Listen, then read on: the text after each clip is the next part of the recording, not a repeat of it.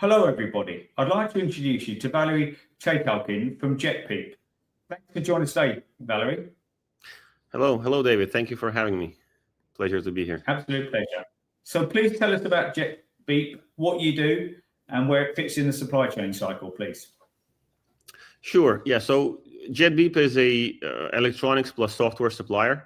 Our standard business model is that we partner with locker manufacturers, with parcel management software companies, with project management companies, system integrators, to help them. We provide electronics and software, and they can put it into any metal there is, and roll out the best in class, locker products, locker solutions for end customers, being the international national postal operators throughout Europe now. We operate in Europe right now, but we're interested in scaling outside of Europe as well, because there's so many other places where lockers are not that popular yet, where we would like to bring them. And because some of the markets are not as developed as obviously Europe, do you think places like the US will develop as big into lockers in time? Oh yeah, I do believe that. This is one of the few industries where US is behind Europe. So I think there are already some lockers. We know that for a fact, but very, very few. With lockers being the only efficient way of delivering parcels, it's inevitable it will be there. What we know now is that lockers in US are extremely expensive. I think it's triple the cost of European price for the same type of product. So yeah, we believe that lockers would be in the US, and especially in large cities. We have been talking to a company, I don't remember its name, but they had a interview with the mayor of New York, saying how great lockers are and how wonderful this whole thing is. And at that point they were like putting up 7 lockers or something like that. So I think you need to really come big, with big numbers. So if for a city like New York, you should start with, I don't know, at least a couple of thousand to start with. And yeah, this will definitely have demand. So I think it's coming. Probably hopefully we will bring it there. But there are other players, of course, interested in that market. Okay, thank you. What brought you into the lovely logistics world? So yes, initially we started the company with a different product, but starting from I think 2020, 2021, one of our partners approached us and they asked if we could do a prototype of a board which would, instead of our standard products, which was retail, public transportation, and vending machines, do a basically parcel locker with one lock, working on a battery for as long as possible. So we did that in a prototype quite fast. We did it in a week, and that's how we got our first project, which was Latvian Post, and it went from there, and we got the next project, and when the war started, the rest of the business kind of stalled, and we lost it overnight. So we focused on that and focused on the European market, and that's how we got in initially. Great, thank you. Thank you. And how do you see the business sector growing over the next few years?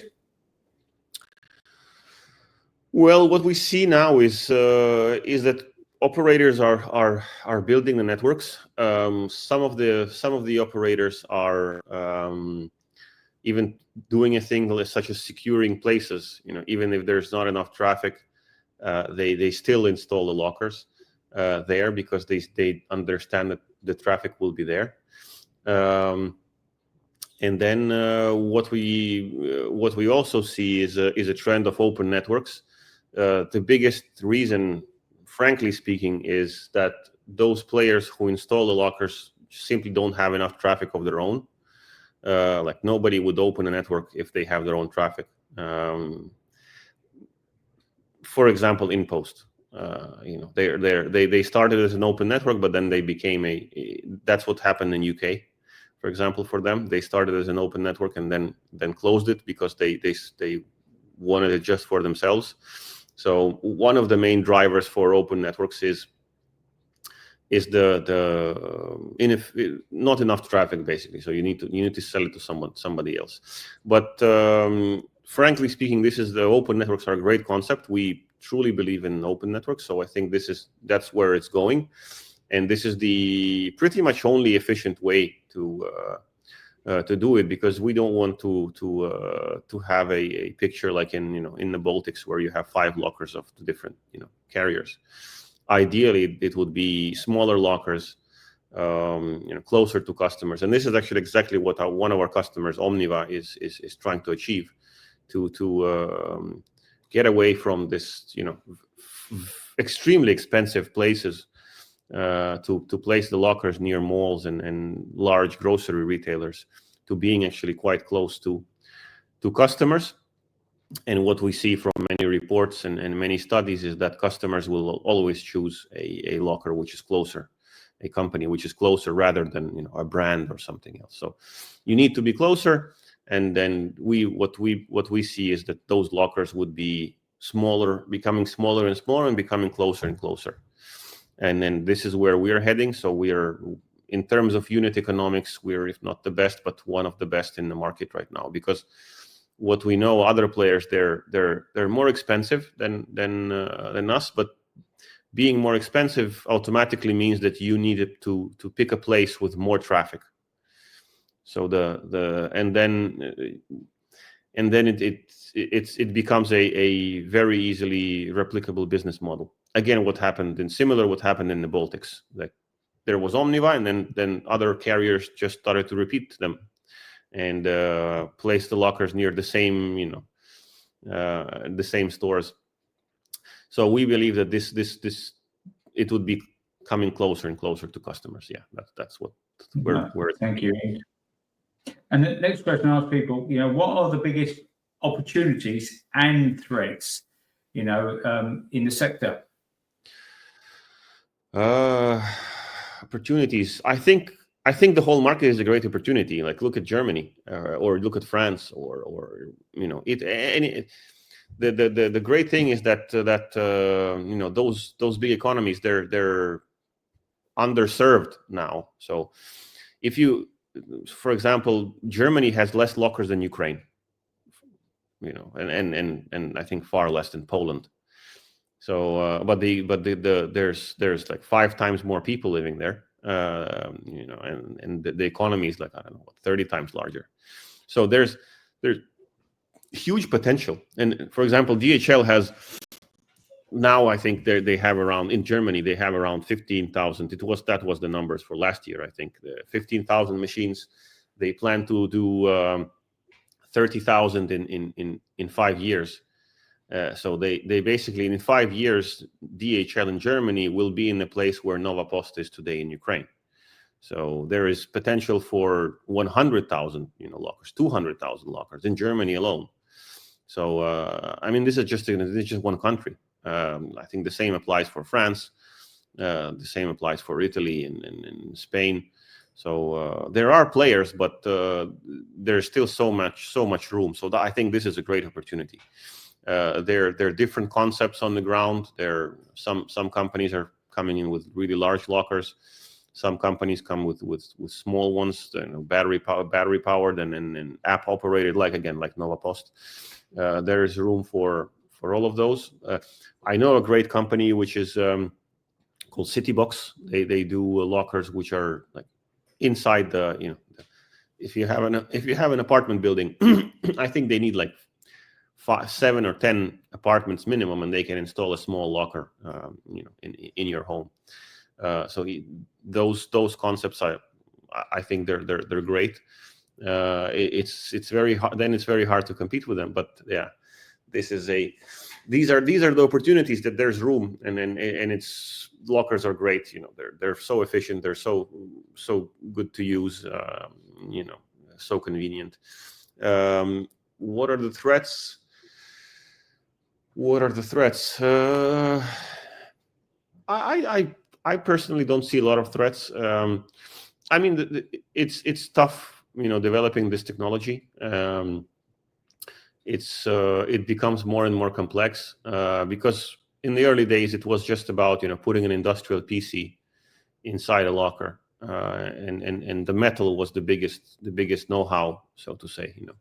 Now metal has become a commodity, and it's all about technology inside. It's all about the software, the back-end software, the cloud, the integrations, the embedded software, the hardware design. If you're doing a autonomous machine, how do you design your hardware? So these are it's hard, complex, and costly, and there's the errors are very very they hurt a lot if you do an error. So there's very little room for error, and No.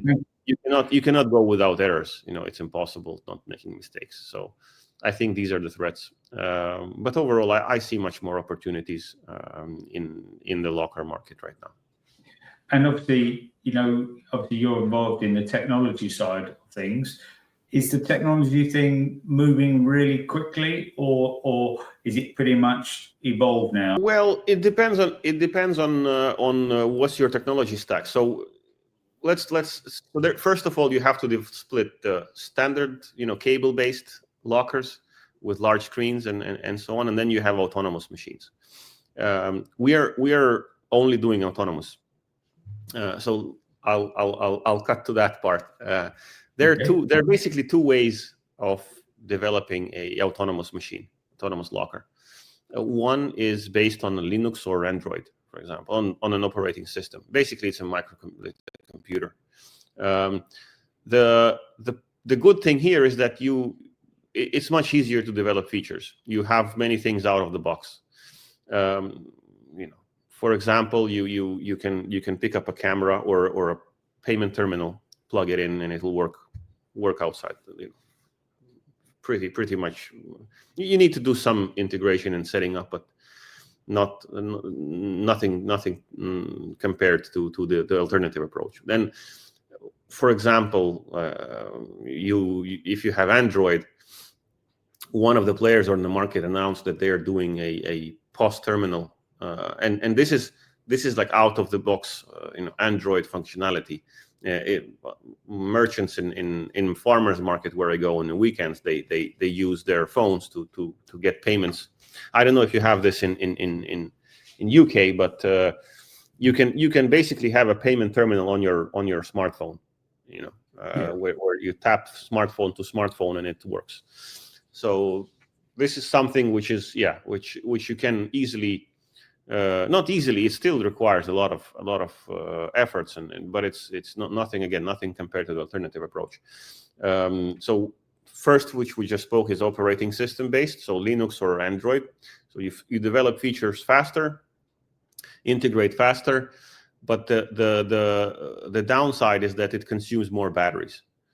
So we know some of the players on the market, they have a 600 ampere hour battery, or something, or hundreds of ampere hours, and it's still not enough. It still survives, a few weeks sometimes. So it relies on solar power, and solar power is not available everywhere throughout the year.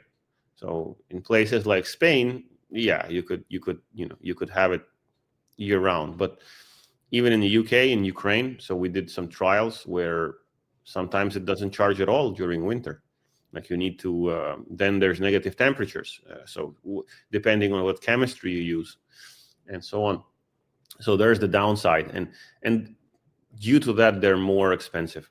So in terms of unit economics, those lockers are more expensive.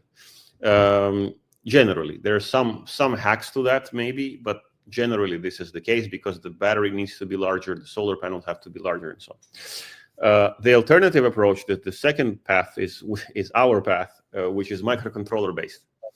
So you have a microcontroller which is extremely efficient. It turns on instantly.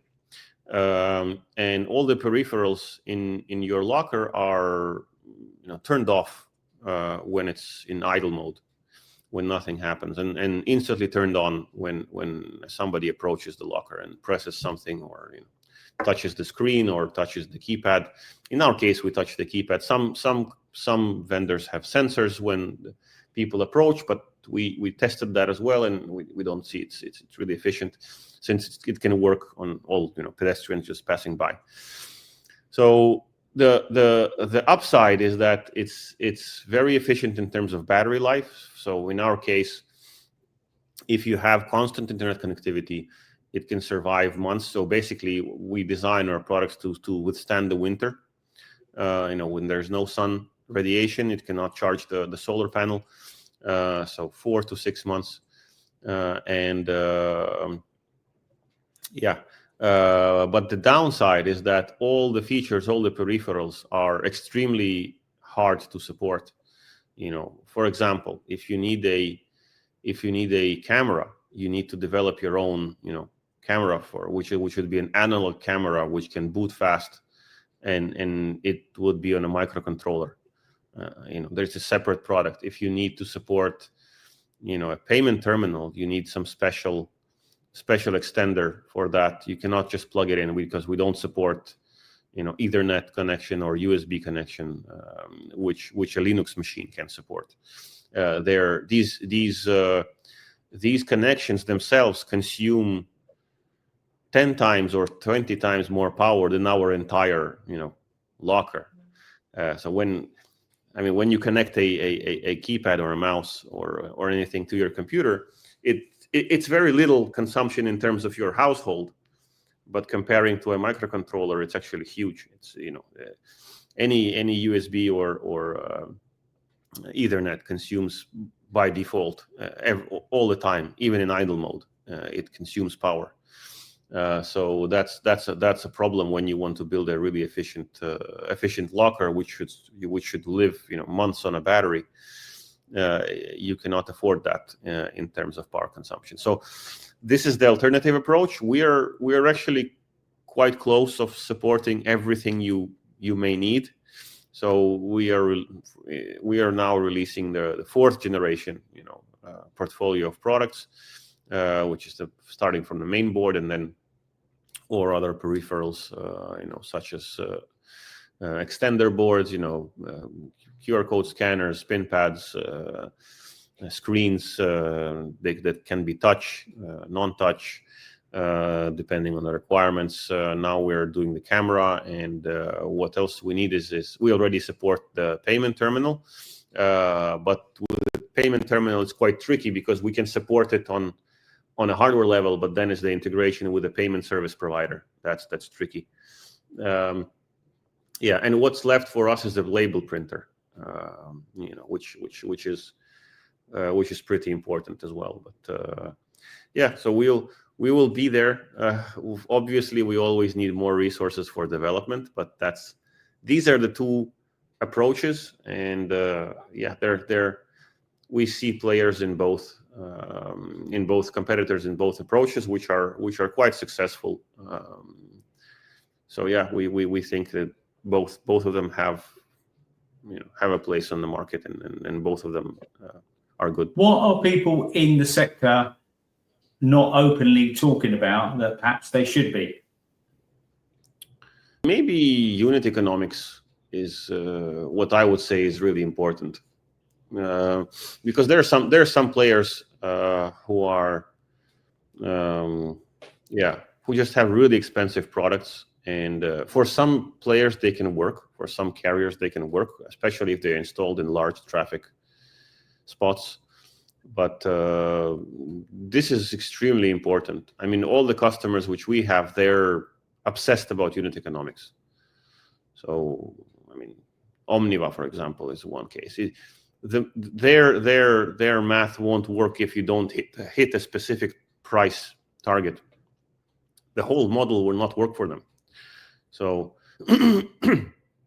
it can't be for some. But again, in the same time, some carriers can afford really expensive lockers, which are like 5 times more expensive for the same. Yeah, or 3 times more expensive, like really, really expensive stuff. So, and it works for them. So, that I think trying to answer your question. That's one thing which is not which is not there. Not everyone. Okay, thank you, Valery. How do you see the green transition impacting the sector? Because parcel lockers technically are green. Will that develop any further? I don't know if you know, but some of the players in Poland were fined by I think it was either the European Commission or Polish government, because they were stating, being green and CO2 emission reduction, but on paper it was not it was not that big of a reduction. I mean, in terms of lockers, they're solar powered, and you can say that they consume very little, and they live in a battery, so you don't need cabling and so on. But the biggest part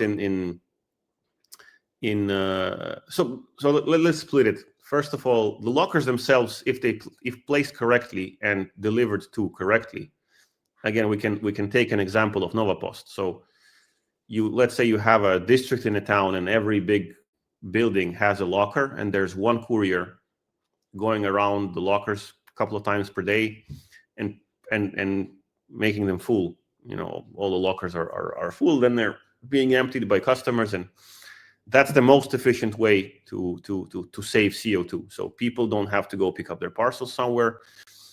It's close, it's convenient, it's efficient. So placing lockers closer to customers and delivering, on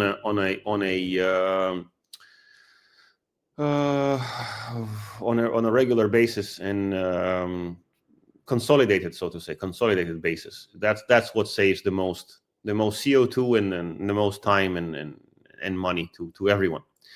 The second part is delivering to the lockers, and here I think the biggest green part is doing it on a electric car. That's, I think, the biggest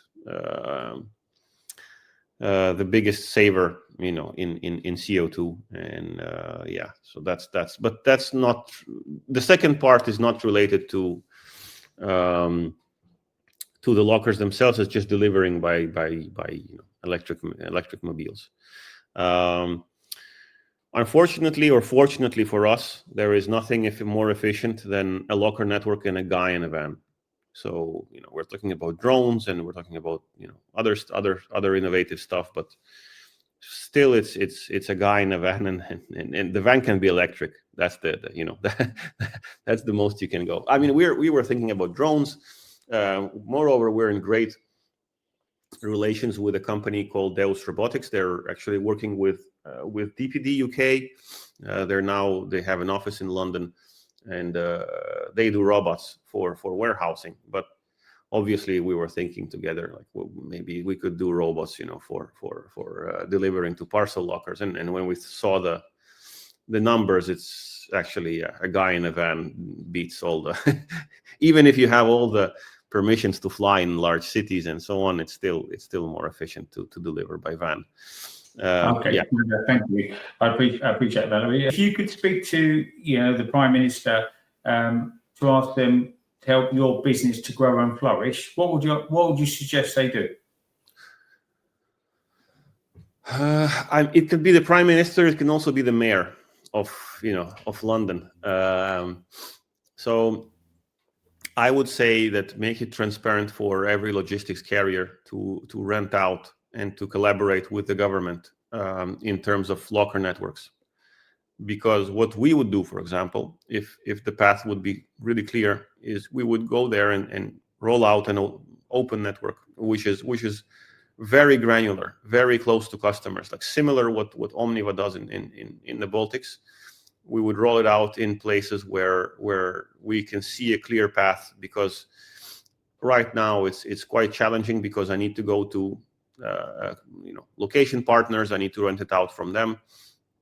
But if it would be on a municipal or a governmental level, there are spots for lockers. Here's the place. it can be a shared revenue. You can pay rent to the city, to the government. It would be all transparent and clear. That I think would be amazing for all players, not just us. There may be other players out there who would be interested in rolling out parcel machines. So I think that is what I would really ask for, to make a really clear path to installing lockers for players who want to be there and who want to build the last mile, like us, for instance. So I just want to say thank you very much for your time, Valery. Really appreciate it, and I'm sure our viewers and listeners will really enjoy it. Thank you very much. Thank you for having me.